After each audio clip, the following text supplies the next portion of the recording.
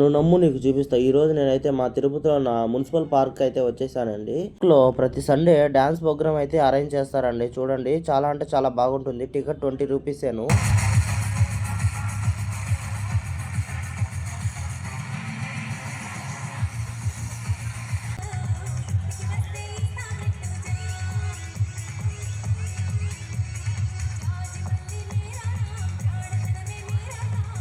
అలాగే ఇక్కడికి చూడడానికి వచ్చిన ఆడియన్స్ కూడా ఛాన్స్ అయితే ఇస్తారండి. చూస్తున్నారు కదండి, ఒక చిన్న పాప అయితే డాన్స్ అయితే చాలా బాగా చేస్తుంది.